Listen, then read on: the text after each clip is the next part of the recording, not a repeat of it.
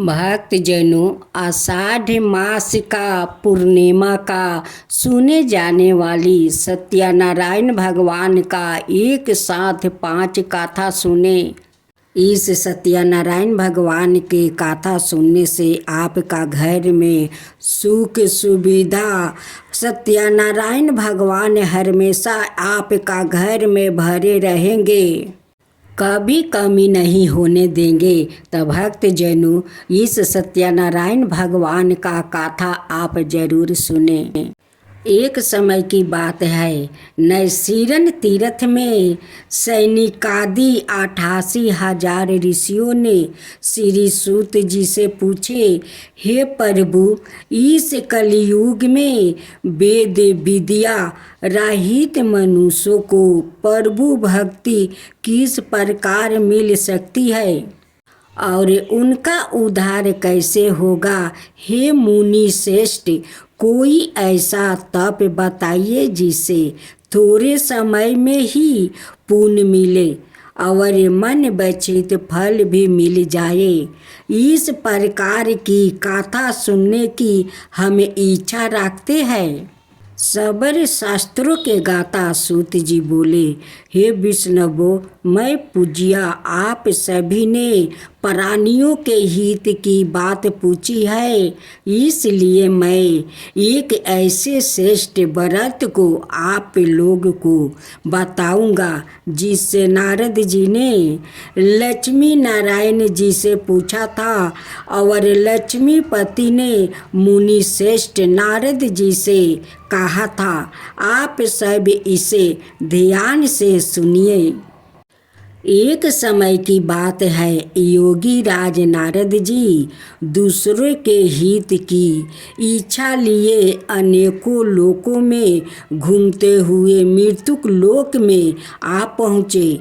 यहाँ उन्होंने अनेक योनियों में जन्मे प्राणियों सभी मनुष्य को अपने कर्मों द्वारा अनेकों दुखों से पीड़ित देखा। उनका दुख देखे नारद जी सोचने लगे कि कैसे यत्न किया जाए जिसके करने से निश्चित रूप से मानव के दुखों का अंत हो जाए।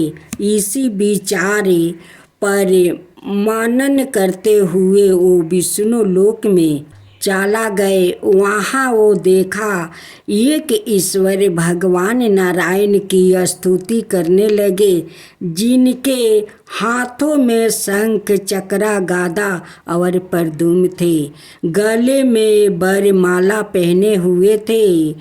स्तुति करते हुए नारद जी बोले, हे भगवान, आप अत्यंत शक्ति से संपन्न है, मन और वाणी भी आपको भी नहीं पा सकती है।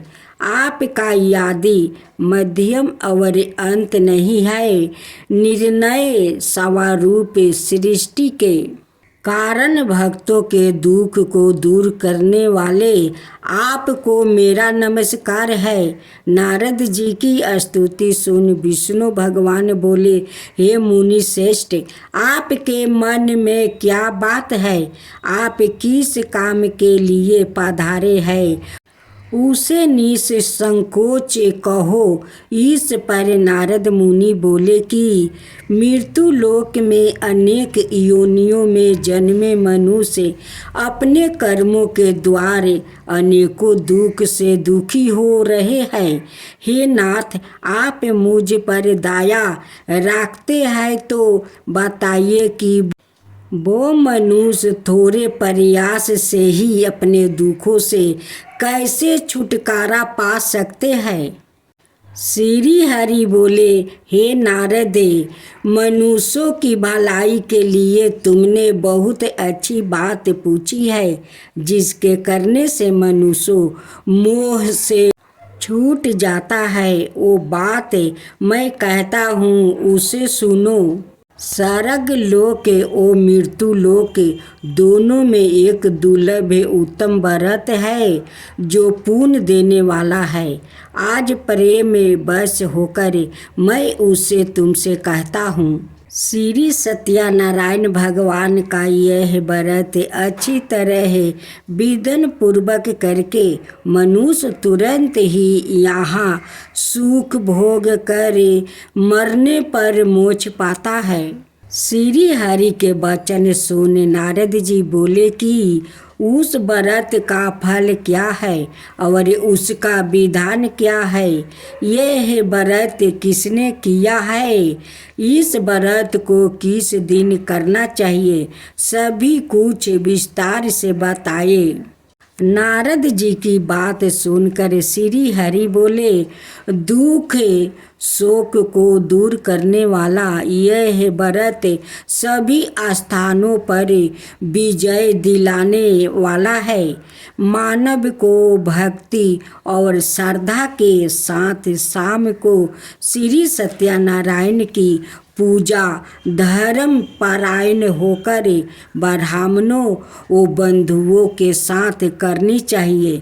भक्ति भाव से ही नैवेद्य केले का फल, घी, दूध और गेहूं का आटा सवाए ले। गेहूं के स्थान पर साठी का आटा, शक्कर और गुड़ लेकर सभी भक्षण योग्य पदार्थों को मिलाकर भगवान का भोग लगाए। ब्राह्मणों सहित बंधु बंधुओं को भी भोजन कराए। उसके बाद सवाए भोजन करे। भजन कीर्तन के साथ भगवान की भक्ति में लीन हो जाए। इस तरह से सत्यनारायण भगवान का यह व्रत करने पर मनुष्य की सारी इच्छाएं निश्चित रूप से पूरी होती है। इस कली काल अर्थात कलियुग में मृत्यु लोक में मोक्ष का यही एक सरल उपाय बताया गया है। श्री सत्यनारायण भगवान की जय। अब दूसरा अध्याय। सूत जी बोले, हे ऋषियों, जिसने पहले समय में इस व्रत को किया था उसका इतिहास कहता हूँ, ध्यान से सुनो। सुंदर काशीपुरी नगरी में एक अत्यंत निर्धन ब्राह्मण रहता था। भूख प्यास से परेशान वो धरती पर घूमता रहता था। ब्राह्मणों से प्रेम करने वाले भगवान ने एक दिन ब्राह्मण का भेष धारण कर उसके पास जाकर पूछा, हे बीरबा, नित दुखी होकर तुम पृथ्वी पर क्यों घूमते हो? दीन ब्राह्मण बोला, मैं निर्धन ब्राह्मण हूँ, भिक्षा के लिए धरती पर घूमता हूँ। हे भगवान, यदि आप इसका कोई उपाय जानते हो तो बताइए। वृद्ध ब्राह्मण कहता है कि सत्यनारायण भगवान मनोवांछित फल देने वाले हैं, इसलिए तुम उनका पूजन करो। इसे करने से मनुष्य सभी दुखों से मुक्त हो जाता है। वृद्ध ब्राह्मण बन कर आया सत्यनारायण भगवान उस निर्धन ब्राह्मण को व्रत का सारा विधान बताकर अंतर्ध्यान हो गया। ब्राह्मण मन ही मन सोचने लगा कि जिस व्रत को वृद्ध ब्राह्मण कहने को कह गया है, मैं उसे जरूर करूँगा। यह निश्चित करने के बाद उसे रात में नींद नहीं आई। वो सवेरे उठकर सत्यनारायण भगवान का व्रत का निश्चय कर भिक्षा के लिए चला गया। उस दिन निर्धन ब्राह्मण को भिक्षा में बहुत धन मिला, जिससे उसने बंधु बंधुओं के साथ मिलकर श्री सत्यनारायण भगवान का व्रत संपन्न किया। भगवान सत्यनारायण का व्रत संपन्न करने के बाद वो निर्धन ब्राह्मण सभी दुखों से छूट गया और अनेक प्रकार की संपत्तियों से युक्त हो गया। उसी समय से यह ब्राह्मण हर माहे इस व्रत को करने लगा। इस तरह से सत्यनारायण भगवान के व्रत को जो मनुष्य करेगा वो सभी प्रकार के पापों से छूट कर मोक्ष को प्राप्ति करेगा। जो मनुष्य इस व्रत को करेगा वो भी सभी दुखों से मुक्ति हो जाएगा। सूत जी बोले कि इस तरह से नारद जी से नारायण जी का कहा हुआ। श्री सत्यनारायण व्रत को मैंने तुमसे कहा, हे पीरबा, मैं अब और क्या कहूँ। ऋषि बोले, हे मुनिवर, संसार में उस बीरबा से सुनकर और किस किसने इस व्रत को किया है, हम सब इस बात को सुनना चाहते हैं। इसके लिए हमारे मन में श्रद्धा का भाव है। सूत जी बोले, हे मुनियों, जिस जिसने इस व्रत को किया है वो सब सुनो। एक समय वही बीरबा धन ऐश्वर्य के अनुसार अपने बंधु बंधुओं के साथ इस व्रत को करने को तैयार हुआ है। उसी समय एक लकड़ी बेचने वाला बूढ़ा आदमी आया और लकड़ियाँ बाहर रख कर अंदर ब्राह्मण के घर में गया।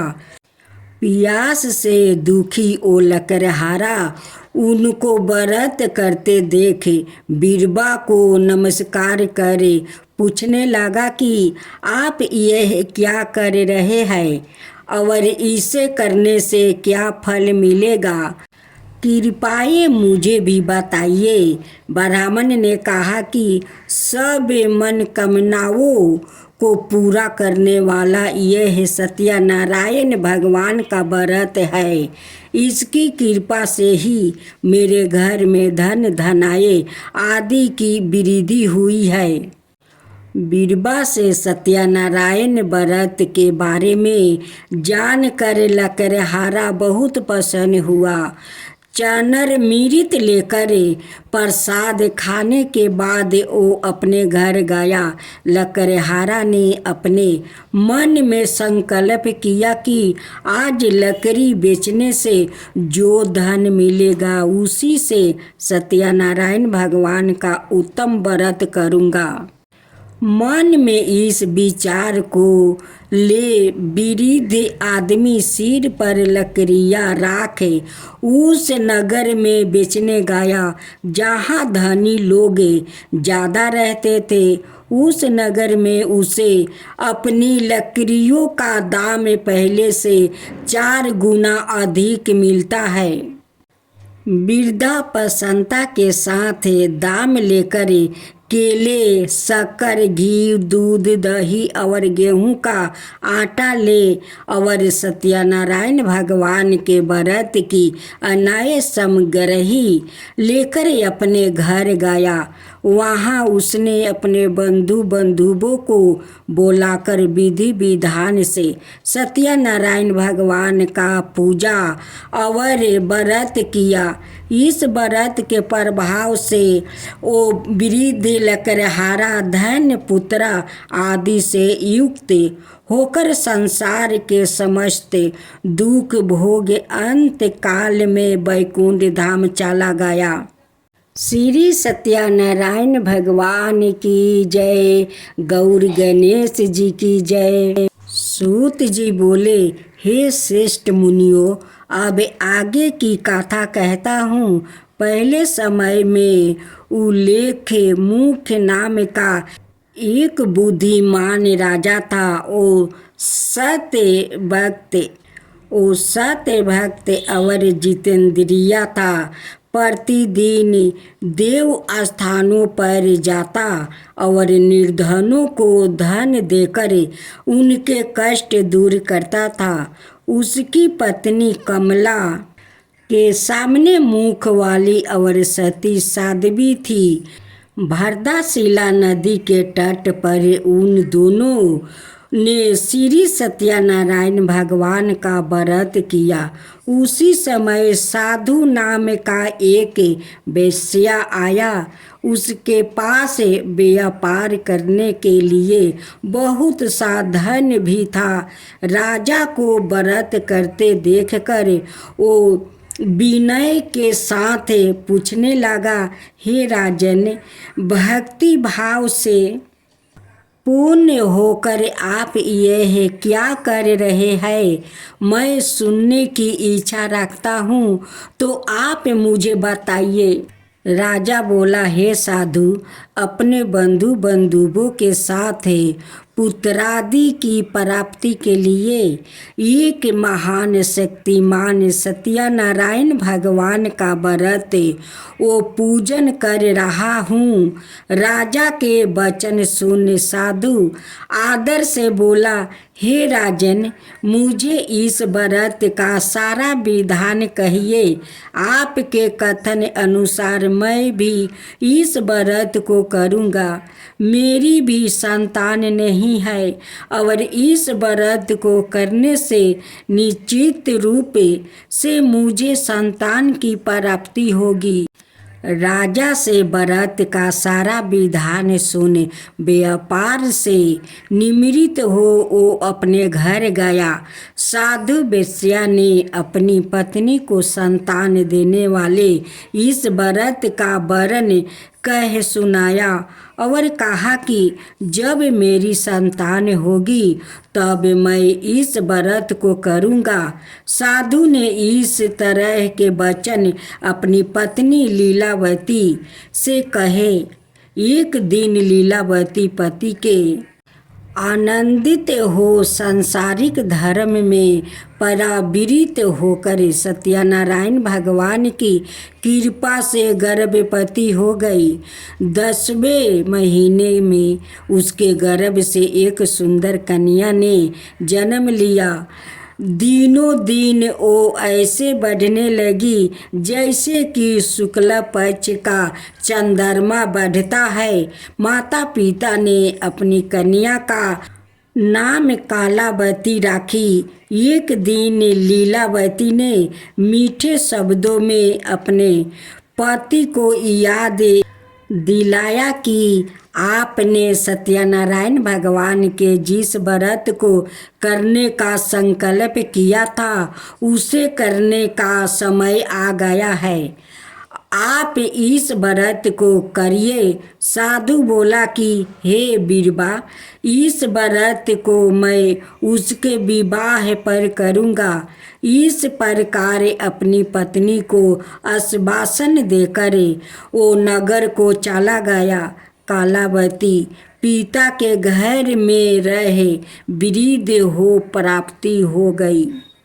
साधु ने एक बार नगर में अपनी कन्या को सखियों के साथ देखा तो तुरंत ही दूत को बुलाया और कहा कि मेरी कन्या के योग वर देख कर आओ। साधु की बात सुनकर दूत कंचन नगर में पहुंचा और वहाँ देखभाल कर लड़की के लिए सुजोगे बानिक पुत्र को ले आया। सुजोगे लड़के को देख साधु ने बंधु बंधुओं को बुलाकर अपनी पुत्री का विवाह कर दिया। लेकिन दुर्भाग्य की बात यह है कि साधु ने अभी भी श्री सत्यनारायण भगवान का व्रत नहीं किया।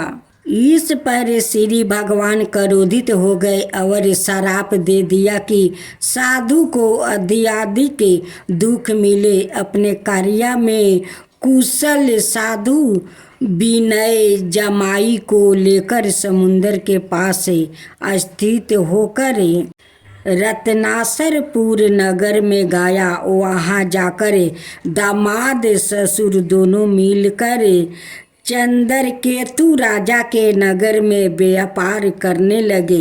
एक दिन भगवान सत्यनारायण की माया से एक चोर राजा का धन चुराकर भाग रहा था। उसने राजा के सिपाहियों को अपनी पीछा करते देखे चोराया हुआ धन वहाँ रख दिया जहाँ साधु अपने जमाई के साथ ठहरा हुआ था। राजा के सिपाहियों ने साधु वेश्या के पास राजा का धन पारा देखा तो वो ससुर जमाई दोनों को बांध कर प्रसन्नता से राजा के पास ले गया और कहा कि उन दोनों चोरों हम पकड़ लिया है, आप आगे की कार्रवाई की आज्ञा दे। राजा की आज्ञा से उन दोनों को कठिन कारावास में डाल दिया गया और उनका सारा धन भी उसे छीन लिया गया। श्री सत्यनारायण भगवान के श्राप से साधु की पत्नी भी बहुत दुखी हुई। घर में जो धन रखा था उसे चोर चुरा ले गया। शारीरिक और मानसिक पीड़ा, वो भूख प्यास से अति दुखी हो अन्न की चिंता में कालापति के ब्राह्मण के घर गई। वहाँ उसने श्री सत्यनारायण भगवान का व्रत होते देखा। फिर कथा भी सुनी। वो प्रसाद ग्रहण कर वो रात को घर वापस आई। माता के कालापति से पूछा कि हे पुत्री, अब तक तुम कहाँ थी? तेरे मन में क्या है? कालावती ने अपनी माता से कहा, हे माता, मैंने एक ब्राह्मण के घर में श्री सत्यनारायण भगवान का व्रत देखा है। कन्या के वचन सुन लीलावती भगवान के पूजन की तैयारी करने लगी। लीलावती ने परिवार बंधुओं सहित सत्यनारायण भगवान का पूजन किया और उसे वर मांगा कि मेरे पति और जमाई शीघ्र घर आ जाए। साथ ही यह भी प्रार्थना की कि हम सब का अपराध क्षमा करे। श्री सत्यनारायण भगवान इस व्रत से संतोष हो गए और राजा चंद्रकेतु को सपने में दर्शन दे कहा कि हे राजन, तुम उन दोनों वेश्या को छोड़ दो और तुमने उनका जो धन लिया है उसे वापस कर दो। अगर ऐसा नहीं किया तो मैं तुम्हारा धन, राज्य, संतान सभी को नष्ट कर दूंगा। राजा को यह सब कहकर वो अंतर्ध्यान हो गए। प्रात काल सभा में राजा ने अपना सपना सुनाया। फिर बोले कि बानिक पुत्रा को कैद से मुक्त कर सभा में ले आओ। दोनों ने आते ही राजा को प्रणाम किया। राजा मीठी वाणी में बोला, हे महानुभावों, भागे बसे ऐसे कठिन दुख तुम्हें प्राप्ति हुआ है, लेकिन अब तुम्हें कोई भय नहीं है। ऐसा कह राजा ने उन दोनों को नए वस्तु भूषण भी पहनाया और जितना धन उनका लिया था उसे दोगुना धन वापस कर दिया। दोनों वेश्या अपने घर को चल दिया। श्री सत्यनारायण भगवान की जय। गौर गणेश की जय। अपनी यात्रा आरंभ किया और अपने नगर की ओर चल दिया। उनके थोड़ी दूर जाने पर एक दंडी भेषधारी श्री सत्यनारायण ने उनसे पूछा, हे साधु, तेरी नाव में क्या है? अभी बानी मानी के हंसता हुआ बोला, हे डंडी, आप क्यों पूछते हो? क्या धन लेने की इच्छा है? मेरी नाव में तो बेल पत्ते भरे हुए हैं। वेश्या के कठोर वचन सुन भगवान बोले, तुम्हारा वचन सत्य हो। डंडी ऐसे वचन कहे वहाँ से दूर चला गया। कुछ दूर जाकर समुंदर के किनारे बैठ गया। डंडी के जाने के बाद साधु वेश्या ने नित्य क्रिया के पश्चात नाव को ऊंची उठाते देख कर अचंभा माना और नाव में बेलपते आदि देख वो मूर्छित हो जमीन पर गिर पड़ा। होश आने पर वो अत्यंत शोक में डूब गया। तब उसका दामाद बोला कि आप शोक ना मनाए, यह डंडी का श्राप है, इसलिए हमें इनकी शरण में जाना चाहिए, तभी हमारी मनोकामना पूरी होगी। दामाद की बात सुनकर वो डंडी के पास पहुंचा और अत्यंत भक्ति भाव नमस्कार करके बोला, मैंने आपसे जो जो सत्य वचन कहे थे उनके लिए मुझे क्षमा दे। ऐसा कह कर महान शोकातुर हो रोने लगा। तब डंडी भगवान बोले, हे मानिक पुत्रा, मेरी आज्ञा से बार बार तुम्हें दुख प्राप्ति हुआ है, तू मेरी पूजा से मुक्त हुआ। साधु बोला, हे भगवान, आपकी माया से ब्रह्मा आदि देवता भी आपके रूप को नहीं जानते, तब मैं अज्ञानी कैसे जान सकता हूँ। अगर आप प्रसन्न है तो अब मैं समर्थ के अनुसार आपकी पूजा करूँगा। मेरी रक्षा करो और पहले के समान नौका में धन भर दो। साधु वेश्या के भक्ति पूर्वक वचन सुनकर भगवान प्रसन्न हो गए और उसकी इच्छा अनुसार वरदान देकर अंतर्ध्यान हो गए। ससुर जमाई जब नाव पर आया तो नाव धन से भरी हुई थी। फिर वो ही अपने अन्यायी साथियों के साथ सत्यनारायण भगवान का पूजन कर अपने नगर को चल दिया। जब नगर के नज़दीक पहुँचे तो दूत को घर पर खबर करने के लिए भेज दिया। दूत साधु की पत्नी को प्रणाम कर कहता है कि मालिक अपने दामाद सहित नगर के निकट आ गए हैं।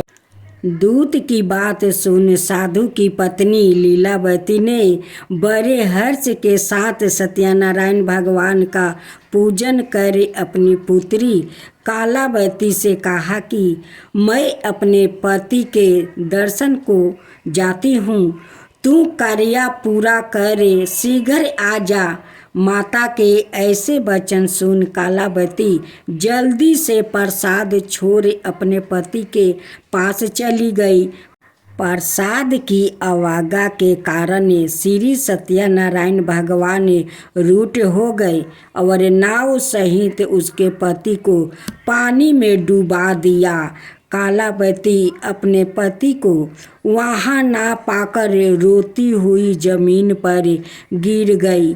नौका को डूबा हुआ देख वो कन्या को रोता देख साधु दुखी होकर बोले कि हे प्रभु, मुझसे और मेरे परिवार से जो भूल हुई है उसे क्षमा करे। साधु के दीन वचन सुनकर श्री सत्यनारायण भगवान प्रसन्न हो गए और आकाशवाणी हुई, हे साधु, तेरे कन्या मेरे प्रसाद को छोड़कर आई है, इसलिए उसका पति अदृश्य हो गया है। यदि वो घर जाकर प्रसाद खाकर लौटती है तो इसे उसका पति अवश्य मिलेगा।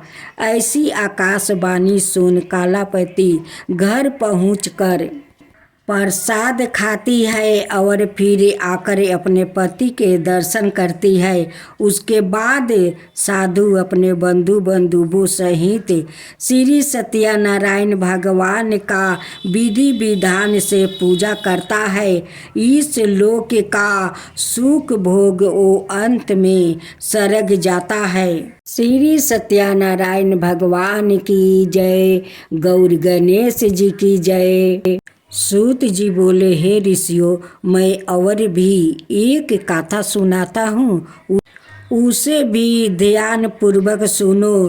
प्रजा पालन में लीन तुलिंग ध्वज नाम का एक राजा था। उसने भी भगवान का प्रसाद त्याग कर बहुत ही दुख सहन किया। एक बार वन में जाकर वन पशुओं को मार कर ओ बर के पेड़ के नीचे आया। वहाँ उसने ग्वालों को भक्ति भाव से अपने बंधुओं सहित सत्यनारायण भगवान का पूजन करते देखा। अभिमान वश राजा ने उन्हें देख कर भी पूजा स्थान में नहीं गया और ना ही उसने भगवान को नमस्कार किया। ग्वालों ने राजा को प्रसाद दिया, लेकिन उसने वो प्रसाद नहीं खाया और प्रसाद को वो ही छोड़े वो अपने नगर को चला गया। जब वो नगर में पहुंचा तो वहाँ सब कुछ तहस नहस हुआ पाया। तो वो शीघ्र ही समझ गया कि यह सब भगवान ने ही किया है। वो दोबारा ग्वाले के पास पहुंचा और विधि पूर्वक पूजा करके प्रसाद खाया तो श्री सत्यनारायण भगवान की कृपा से सब कुछ पहले जैसा हो गया। शीघ्र काल तक सुख भोगने के बाद मरणोपरांत उसे स्वर्ग लोक की प्राप्ति हुई। जो मनुष्य परम दुर्लभ इस व्रत को करेगा तो भगवान श्री सत्यनारायण की अनुकंपा से उसे धन धनाई की प्राप्ति होगी। निर्धन धनी हो जाता है और भय मुक्त हो जीवन जीता है। संतानहीन मनुष्य को संतान सुख मिलता है और सारे मनोरथ पूर्ण होने पर मानव अंत काल में वैकुंठ धाम को जाता है। सूत जी बोले, जिन्होंने पहले इस व्रत को किया है अब उनके दूसरे जन्म की कथा कहता हूँ। वृद्ध सातानंद ब्राह्मण ने सुदामा का जन्म लेकर मोक्ष की प्राप्ति की। लकड़हारा ने अगले जन्म में निषाद बनकर मोक्ष प्राप्ति किया। उल्लेख मुख नाम का राजा दशरथ होकर वैकुंठ को गया। साधु नाम के वेश्या ने मोर ध्वजा बनकर अपने पुत्र को आरे से चीर कर मोक्ष पाया। महाराज तुलंग ध्वज ने स्वाभूप होकर भगवान में भक्ति युक्त हो कर्म कर मोक्ष पाया। श्री सत्यनारायण भगवान की जय।